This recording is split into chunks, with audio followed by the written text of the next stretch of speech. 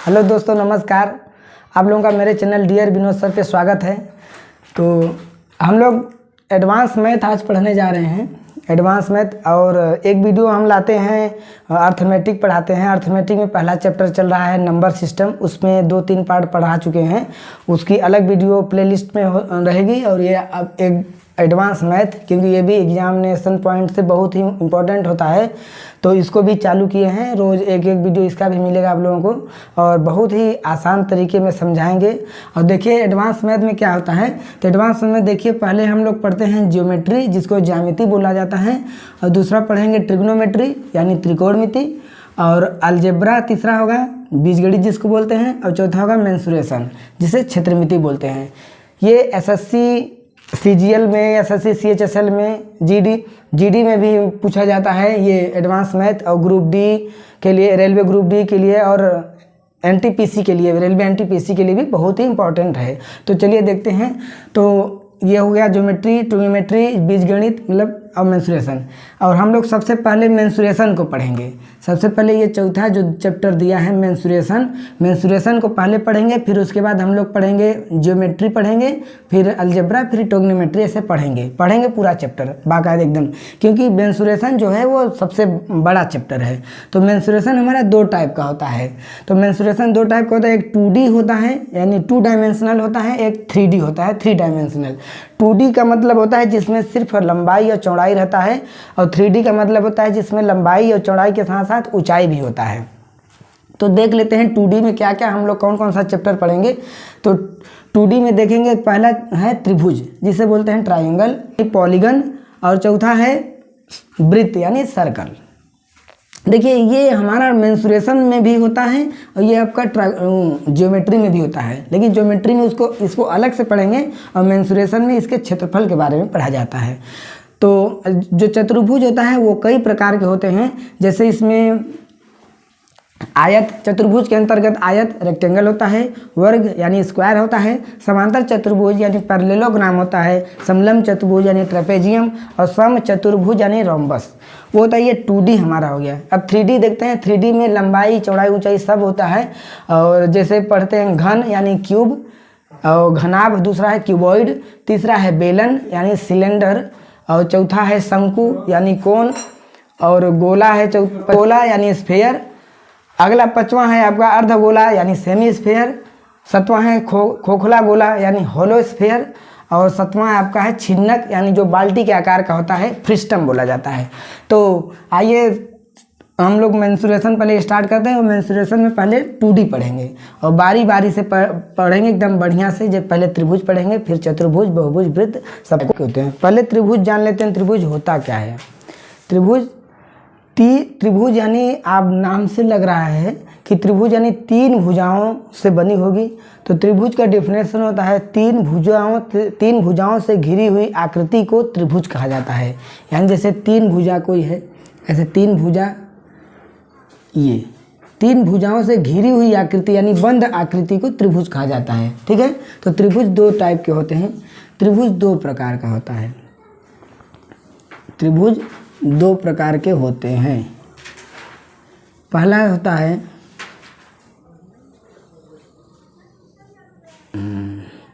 त्रिभुज 2 प्रकार के होते हैं। पहला होता है कोणों के आधार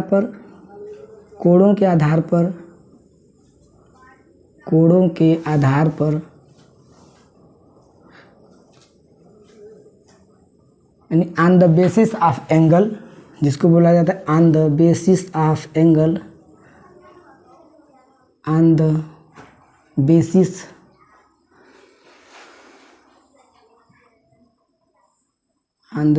ऑफ एंगल। और दूसरा होता है भुजाओं के आधार पर।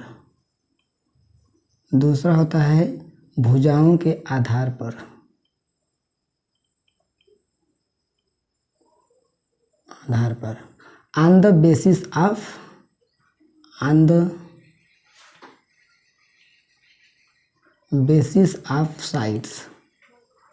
Basis of sides.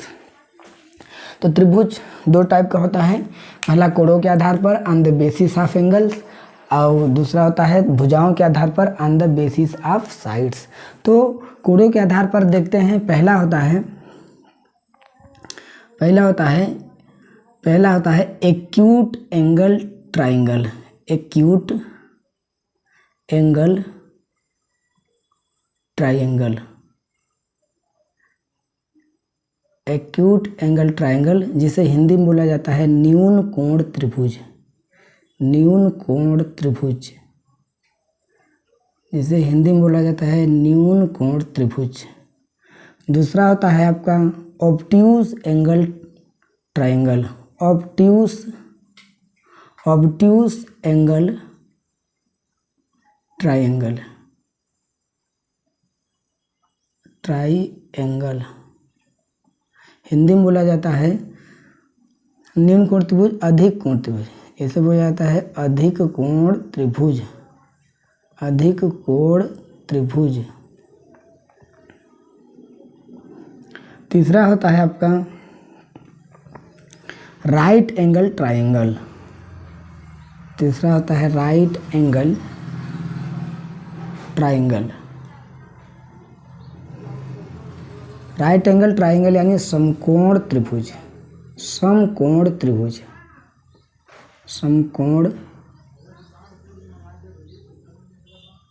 समकोण त्रिभुज।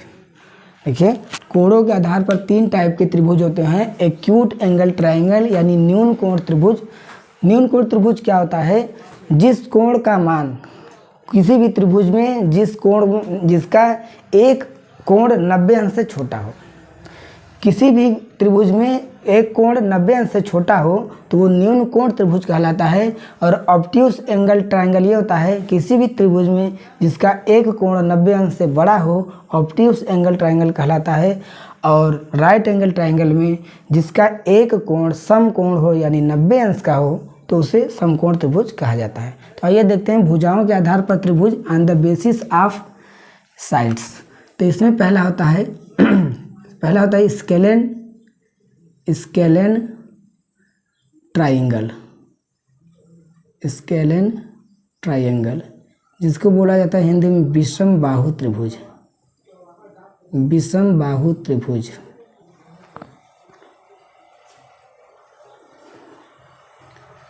विषम बाहु त्रिभुज। और दूसरा होता है आइसोसेल्स ट्राइंगल।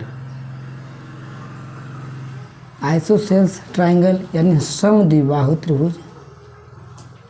समद्विबाहु त्रिभुज। समद्विबाहु त्रिभुज। और तीसरा आपका होता है इक्विलेटरल ट्राइंगल।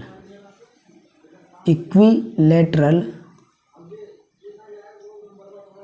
ट्राइंगल जिसे हिंदी में बोला जाता है समबाहु त्रिभुज। समबाहु त्रिभुज। समबाहु त्रिभुज। तो दूसरा टाइप का जो भुजाओं के आधार पर त्रिभुज होते हैं वो 3 प्रकार के होते हैं। पहला होता है स्केलेन ट्राइंगल यानी विषम बाहु त्रिभुज। विषम बाहु त्रिभुज को जान लेते हैं, थोड़ा सबको डिफिनेशन लिखते हुए हम लोग चलेंगे, पूरा थ्योरी हर चीज़ पढ़ते हुए चलेंगे, लेकिन यहाँ पे थोड़ा सा जान लीजिए कि विषम बाहु त्रिभुज किसे कहते हैं। अब आपको तो ये पता है कि किसी भी त्रिभुज में 3 भुजाएं होती हैं, तो विषम बाहु त्रिभुज ये होती है जिसकी तीनों भुजाएं अलग अलग हो, कोई भी भुजा बराबर ना हो, उसे विषम बाहु त्रिभुज कहा जाता है। और समद्विबाहु त्रिभुज यानी आइसोसेल्स ट्राइंगल उसे उस त्रिभुज को कहा जाता है जिसकी 2 भुजाएं आपस में बराबर हो और एक भुजा अलग हो यानी विषम हो, बराबर ना हो, सिर्फ 2 ही भुजा बराबर हो, तो उसे समद्विबाहु त्रिभुज कहा जाता है।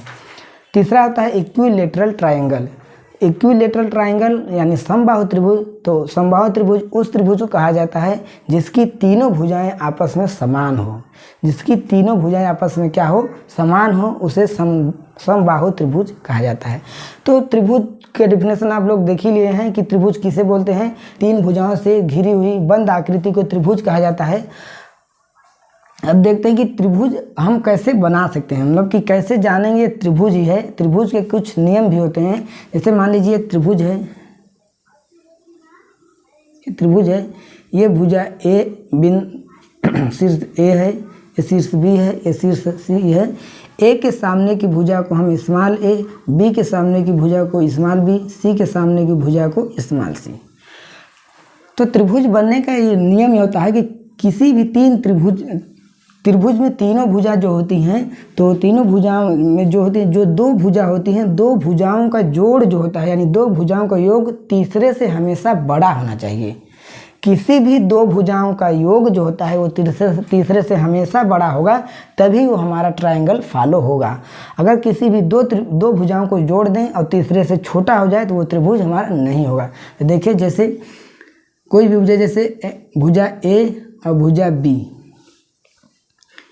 ये बड़ी होती है अन्य भुजा यानी सी से, या फिर भुजा बी और प्लस सी ये बड़ी होनी चाहिए अन्य वाली यानी ए से, और भुजा सी प्लस भुजा ए ये अन्य वाली से यानी बी से बड़ी होनी चाहिए। जैसे हम एग्जाम्पल के माध्यम से समझते हैं, जैसे एक त्रिभुज लिए, इसकी भुजा हमने दे दी 5, इसकी दे दी हमने 4 और इसकी दे दी हमने 6 ना। तो देखते हैं कि दो भुजा को जोड़ते हैं तो तीसरी से बड़ी होती है कि नहीं। किसी भी दो भुजाओं को जोड़ेंगे तीसरी से हमेशा उसको बड़ी होनी चाहिए। तो पहले देखिए, 5 और 4 को जोड़िए 9, और अगली भुजा 6 है तो 9 क्या है, 6 से बड़ी है, तो ये आपका त्रिभुज फॉलो होगा। और कोई अब ये वाली भुजा जोड़िए 6 4 10 यानी 10, ये 10 भी किससे बड़ा है, 5 से, तो ये भी त्रिभुज आपका फॉलो होगा। अब ये देखिए, ये वाला देखिए 6 5 11 और ये अगली भुजा क्या है 4, तो 4 से क्या है, बड़ी है, ये आपका त्रिभुज होगा। जैसे त्रिभुज कौन सा नहीं होगा उसको हम देखते हैं। जैसे मान लीजिए कोई त्रिभुज है, ये त्रिभुज है,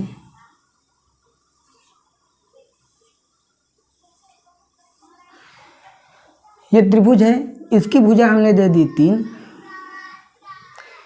इसकी भुजा हमने दे दिया 3, इसकी भुजा दे दिया हमने 4 और इसका हमने दे दिया 9। ठीक है, तो देखिए इन दोनों भुजाओं को जोड़ते हैं तो 9 4 13, अगली भुजा यानी 13 से बड़ी है 3, ये तो आपका फॉलो हो रहा है। लेकिन एक भी अगर कंडीशन अगर फॉलो नहीं हुआ, यानी दो भुजाओं को जोड़ेंगे तीसरी से बड़ी नहीं हुई, तो त्रिभुज नहीं होगा। जैसे हम लोग 4 और 3 7 जोड़ रहे हैं और ये अगली वाली भुजा यानी अन्य से बड़ी नहीं है, क्या हो गई, छोटी है, लेस देन हो गई, तो ये आपका त्रिभुज फॉलो नहीं होगा। जो कोणों के आधार पर होता है त्रिभुज 3 प्रकार के, न्यून कोण, अधिक कोण और सम कोण। तो सबका डिफिनेशन थोड़ा सा देख लेंगे कि न्यून कोण क्या होता है। जैसे न्यून कोण त्रिभुज, जिसे अंग्रेजी में बोला जाता है एक्यूट एंगल ट्रायंगल, न्यून कोण त्रिभुज। तो न्यून कोण त्रिभुज में क्या होता है, त्रिभुज के तीनों कोण जो होते हैं 90 अंश से छोटे होते हैं। त्रिभुज का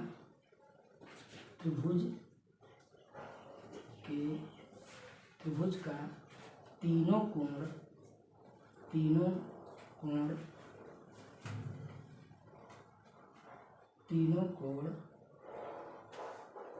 90 अंश से छोटा होता है। आपको पता होगा कि त्रिभुज के तीनों कोणों का योग अगर जोड़ेंगे 180 अंश होता है। तो देखिए, जैसे कोई ये त्रिभुज है, जैसे ये त्रिभुज हमारा दे दिया, तीनों कोणों का मान जो हो 90 अंश से छोटा होना चाहिए। जैसे हमने ये दे दिया 70 अंश, ये दे दिया 60 अंश, तो 70 और 6 60 130 हो गया, तो ये बचा 50 अंश का।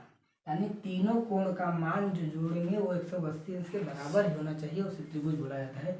70 60 और 50, तो ये तीनों कोणों का मान क्या है, 90 अंश से तीनों छोटा होता है। तो अब देखते हैं अधिक कोण त्रिभुज। चढ़ के होकर के देखिए खोला था। अधिक कोण त्रिभुज ये होता है कि त्रिभुज के तीनों कोणों में से कोई एक भी कोण, सिर्फ कोई भी एक कोण 90 अंश से बड़ा हो जाता है, तो उसे अधिक कोण त्रिभुज कहा जाता है। तो लिखते हैं त्रिभुज की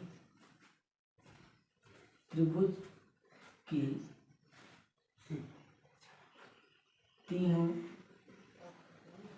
कोण में से कोई एक कोण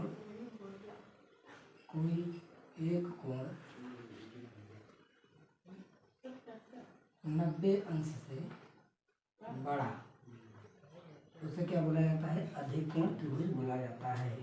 जैसे त्रिभुज है तो ये जैसे देखिए 90 अंश से बड़ा हो यानी 100 अंश का या फिर 120 अंश का हो गया, 120 अंश का, और मान लीजिए 40 अंश का है तो 120 और 40 160 हो गया, तो बचा ये जो अगला वाला कोण ये 20 अंश का हो गया। यानी तीनों कोण को जोड़ेंगे तो 180 अंश से ज़्यादा नहीं होना चाहिए। कोई 110 भी हो सकता है, 95 भी हो सकता है, 100 भी हो सकता है। यानी तीनों कोणों में से कोई भी एक कोण अगर 90 अंश से अधिक हो गया तो उसे हम अधिक कोण त्रिभुज बोलते हैं। अब तीसरा है समकोण त्रिभुज। तीसरा है समकोण त्रिभुज। समकोण त्रिभुज अंग्रेजी में जिसे बोला जाता है राइट एंगल ट्राइंगल। ये तीसरा है कोणों के आधार पर। समकोण त्रिभुज ये होता है जिसका एक कोण 90 अंश का हो, परपेंडिकुलर हो, यानी जिसका एक कोण समकोण हो या 90 अंश का हो, तो त्रिभुज के तीनों कोण में से एक कोण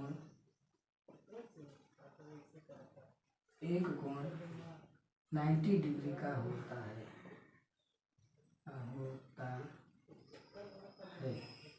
उसे अब समकोण त्रिभुज कहते हैं। 90 अंश का होता है। जैसे ये देखिए 90 अंश, ये आपका त्रिभुज, ये आपका परपेंडिकुलर है, ये 90 अंश है। तो जरूरी नहीं कि ये 90 अंश है तो ये 45 हो जाए, 45 का 90 180। तो ये 90 है, अगर ये 45 है तब ये 45 हो जाएगा, ठीक है। अगर मान लीजिए ये 60 है, कितना है? 60 है, 90 और 60 150 हो गया, तो ये आपका 30 अंश हो जाएगा। यानी त्रिभुज के अंतर कोणों का अगर योग देखेंगे तो 180 अंश होना चाहिए, ठीक है। ये आपका समकोण त्रिभुज हो गया। तो अब आइए देखते हैं कि भुजाओं के आधार पर जो त्रिभुज होते हैं उसका डिफिनेशन। तो भुजाओं के आधार पर त्रिभुज पहला होता है विषम बाहु त्रिभुज। विषम बाहु त्रिभुज।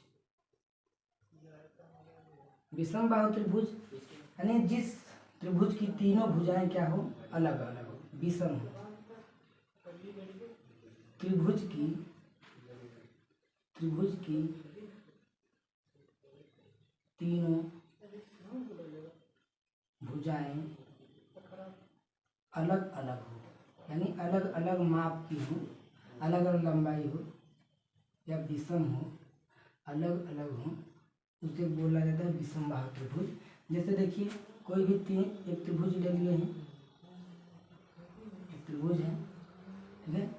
इसकी माप जैसे हमने ले लिया 6 सेंटीमीटर, इसका ले लिया 8 सेंटीमीटर, इसका ले लिया 11 सेंटीमीटर। तो ये अलग अलग भुजाओं की लंबाई है, तो ये त्रिभुज क्या हो जाएगी? विषम बाहु त्रिभुज। तीनों भुजाएं अलग अलग हो, विषम बाहु त्रिभुज, ठीक है। अब दूसरा देखते हैं समद्विबाहु त्रिभुज। समद्विबाहु त्रिभुज। समद्विबाहु त्रिभुज, आइसोसेल ट्रायंगल। समबाहु त्रिभुज क्या होता है? समद्विबाहु त्रिभुज क्या होता है? त्रिभुज की कोई दो भुजा, त्रिभुज में कोई दो भुजा बराबर, समद्विबाहु, सम मतलब बराबर, द्विबाहु मतलब दो भुजा। किसी भी त्रिभुज में अगर दो भुजा आपस में बराबर है और एक भुजा भिन्न है तो उसे क्या बोला जाता है? समद्विबाहु त्रिभुज। तो त्रिभुज की कोई दो भुजा समान हो, कोई दो भुजा समान हो, उसे समद्विबाहु त्रिभुज बोला जाता है। समद्विबाहु त्रिभुज बोला जाता है। जैसे ये समद्विबाहु त्रिभुज, ठीक है। समद्विबाहु त्रिभुज मान लीजिए ये आपका 10 सेंटीमीटर है, ये भी 10 सेंटीमीटर है। ये भुजा और ये भुजा बराबर है, नाम दे सकते हैं A B C. A B भुजा 10 सेंटीमीटर, ए सी भुजा 10 सेंटीमीटर, और ये अलग आपकी हो गई, मान लीजिए छोटी भी हो सकती है, बड़ी भी हो सकती है, जैसे 15 सेंटीमीटर। दो भुजा समान है, एक तीसरी भुजा क्या है, अलग है, तो उसको क्या बोलते हैं, समद्विबाहु त्रिभुज। तो हम ज्योमेट्री में हम लोग ये पढ़ेंगे कि अगर दोनों भुजाएं बराबर होती हैं तो उसका ये एंगल जो होता है वो भी आपस में क्या होता है, बराबर। अगर ये x डिग्री है तो ये भी x डिग्री है। इसको हम डिटेल में ज्योमेट्री में पढ़ेंगे, ठीक है। तो तीसरा होता है आपका, तीसरा होता है समबाहु त्रिभुज। समबाहु त्रिभुज, समबाहु त्रिभुज, समबाहु त्रिभुज, ठीक है। समबाहु त्रिभुज किसे बोला जाता है, समबाहु त्रिभुज जिस त्रिभुज की तीनों भुजाएं समबाहु यानी सभी भुजाएं क्या हो, बराबर। सम मतलब बराबर, बाहु मतलब भुजा। तो त्रिभुज की तीनों भुजाएं, और त्रिभुज में तीन ही भुजाएं होती हैं, त्रिभुज की तीनों भुजाएं, त्रिभुज की तीनों भुजाएं आपस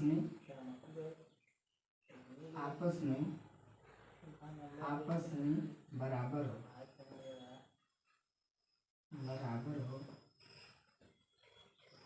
उसे क्या बोला जाता है, समबाहु त्रिभुज। समबाहु जैसे ये त्रिभुज है, एस बी त्रिभुज ए बी सी, सभी भुजाएं क्या हो, बराबर हो। जैसे ये 8 सेंटीमीटर, ए बी भुजा 8 सेंटीमीटर, बी सी भुजा 8 सेंटीमीटर, और ए सी भुजा भी 8 सेंटीमीटर हो, तो इसको क्या बोलते हैं, समबाहु त्रिभुज है। समकोण त्रिभुज, समकोण त्रिभुज के बारे में पूरी जानकारी लेंगे। समकोण त्रिभुज का एंगल क्या होता है, उसका क्षेत्रफल क्या होता है, अंतर्वृत्त की त्रिज्या क्या होती है, बाह्य वृत्त की त्रिज्या क्या होती है, उसके बारे में फुल डिटेल जानकारी लेते हैं। तो पहला हम लोग पढ़े समकोण। तो देखिए न्यून कोण त्रिभुज और अधिक कोण त्रिभुज में ज़्यादा कुछ नहीं है, उसमें बस एंगल जानते रहिए कि क्या होता है। मतलब कि न्यून कोण त्रिभुज सभी कोण 90 अंश से छोटा होना चाहिए, अधिक कोण को ये कोण 90 से अधिक होना चाहिए। क्वेश्चन आते हैं हमारे समकोण त्रिभुज से। समकोण त्रिभुज को जानते हैं, समकोण त्रिभुज, समकोण त्रिभुज यानी right angle triangle, right angle triangle, right angle triangle.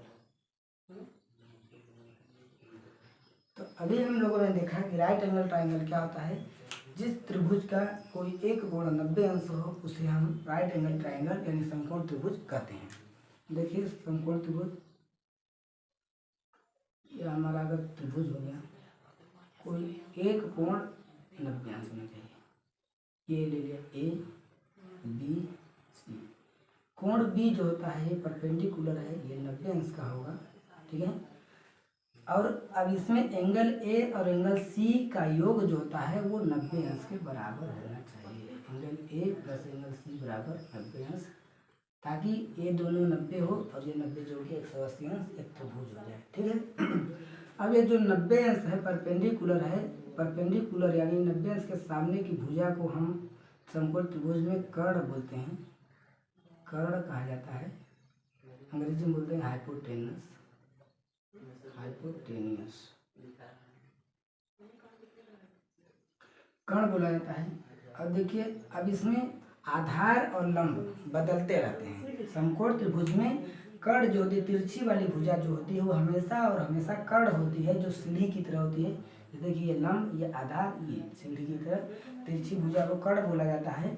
और लंब कभी कभी ये हो जाता है, कभी कभी ये हो जाता है, यानी लंब और आधार बदलता रहता है। और लंब आधार कैसे बदलता है, कोणों के आधार पर। कोण, इसमें कोई एक कोण दिया रहता है, ये सी है, कोई एक कोण दिया रहेगा, मान लीजिए ये एंगल दिया है, ठीक है। तो जो कर्ण वाली भुजा, कर्ण वाली भुजा जिस एंगल से जुड़ा होता है, जिस वाली भुजा के साथ कोण से जुड़ा हुआ होता है, जैसे ये कर्ण वाली भुजा इस एंगल, कर्ण वाली भुजा इस भुजा से जुड़ी हुई है ये कोण से, तो जो जुड़ी हुई होती है उसको बोला जाता है आधार, उसको बोला जाता है आधार यानी बेस, और तीसरी जो बची उसको लंब बोला जाता है, परपेंडिकुलर। क्या बोला जाता है? परपेंडिकुलर। ठीक है। कड़ ये हमेशा रहता है, ये लंब ये आधार, कभी कभी ये लंब हो जाता है, कभी कभी ये आधार हो जाता है। तो जान लीजिए कब ये लंब हो जाता है, कब ये आधार हो जाता है, जब ये कोण चेंज हो जाता है हमारा। मान लीजिए ये कोण यहाँ ना देकर कोण ए, एंगल ए, जो कड़ है वो इस वाली भुजा से कोण के साथ जुड़ी हुई है। तो जिस कोण से जुड़ी होती है ये आपका हो जाता है आधार यानी बेस, और ये हो जाता है लंब। ठीक है। तो आप ध्यान से क्वेश्चन को देखिएगा। कभी कभी ये जुड़ा हुआ रहता है और आप लोग समझ लेते हैं कि लंब यही आधार है, हमेशा नीचे का आधार होता है। तो ऐसा नहीं है, कोण के को देखते हुए होता है। ठीक है। तो इसमें देखते हैं, तो इसमें हम लोग ये देखते हैं कड़। ठीक है। तो इसमें होता है कोटि पूरक होता है, कोण कोटि पूरक। थोड़ा कोटि पूरक और संपूरक को भी जानते चलेंगे। कोटि पूरक या पूरक बोलते हैं, कोटि पूरक या पूरक बोला जाता है। और एक होता है संपूरक, एक होता है संपूरक। ठीक है। संपूरक कॉम्प्लीमेंट्री, कोटि पूरक कोण, संपूरक कोण। कोटि पूरक कोण को बोला जाता है कॉम्प्लीमेंट्री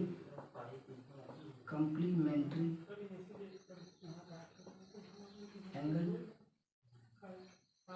और इसको बोला जाता है सप्लीमेंट्री एंगल,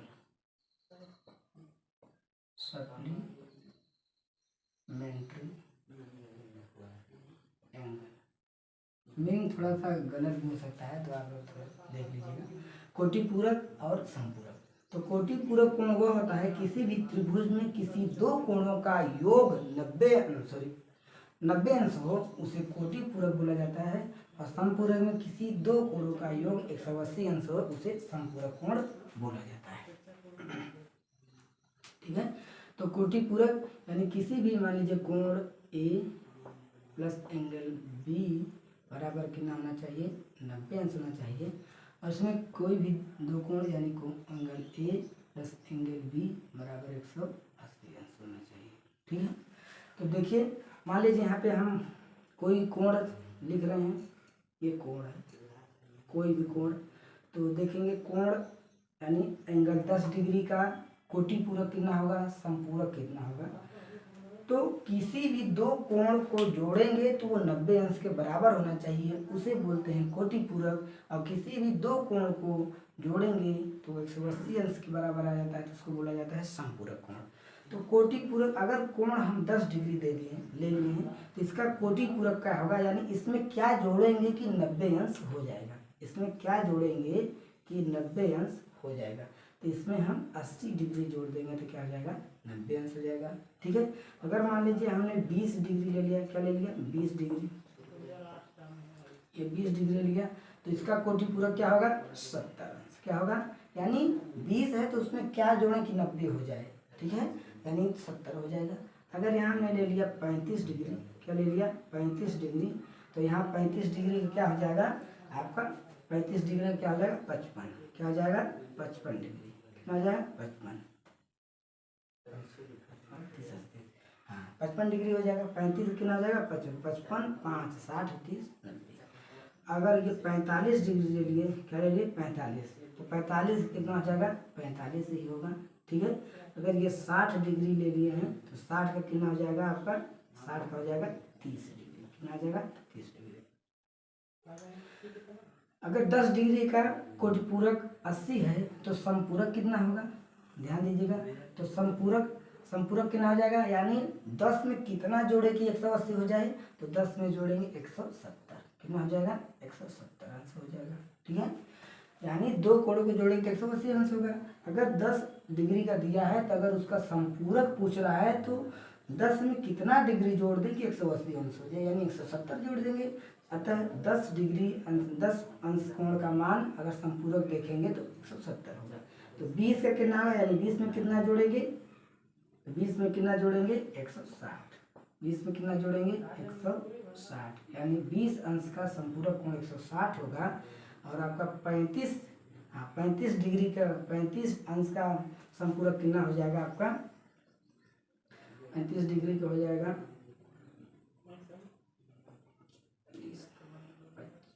155, कितना हो जाएगा 145 अंश हो जाएगा 145 अंश, यानी 35 अंश का संपूरक कितना हो जाएगा 145। 45 में 5 80 और 180, ठीक है।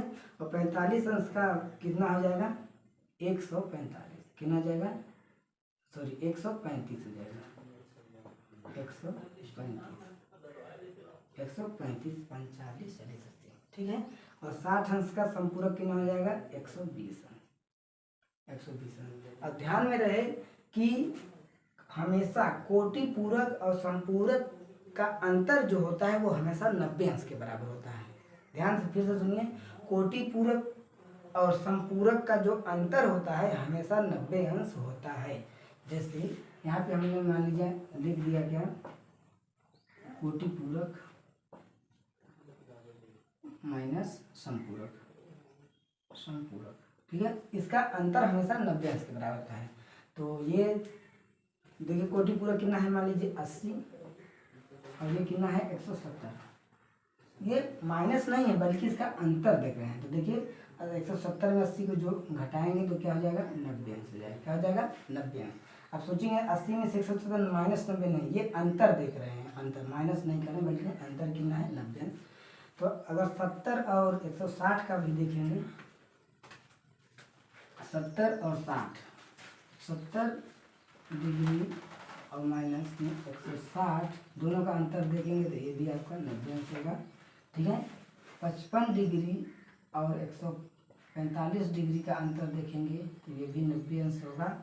और 45 डिग्री और 135 डिग्री का अंतर देखेंगे तो ये भी 90 अंश होगा। और आपका 30 डिग्री और 120 डिग्री का अंतर देखेंगे तो ये भी आपका 90 अंश के मान के बराबर होगा।